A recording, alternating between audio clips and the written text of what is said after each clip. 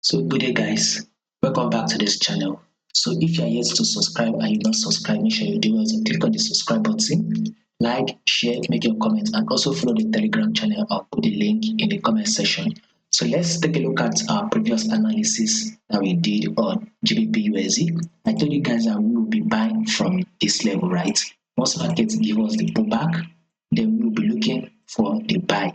And you can see when markets give us the pullback, it's literally ranged a little bit around this level because there was not much momentum. Then once the momentum finally came, it eventually came up and tapped this level. So it is not different. We're expecting a bullish move on GBP USD. So let's see what we'll be expecting next on GBP USD. So let's go down to the forward time frame to understand the trend.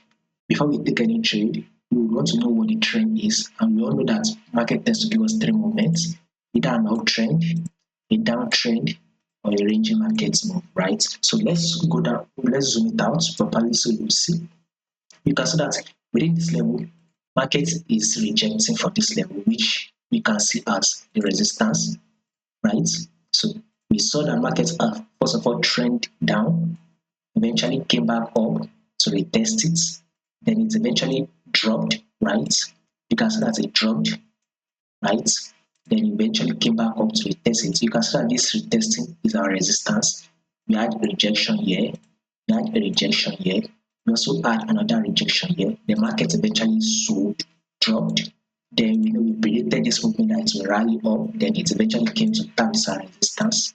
Now our next movement is another sell. So let's be expecting it to actually drop to this level, which is 34520, 1.34520. Once it gets to that level, I'll give you guys an update next on what we'll be expecting on GBPUSD in the Telegram. So just follow the Telegram to stay updated. You'll find a link in the Telegram. So because this is likely to be a key level here, so markets will most likely come to test this level. So possibility to come retest here and drop, or are likely to get that drop.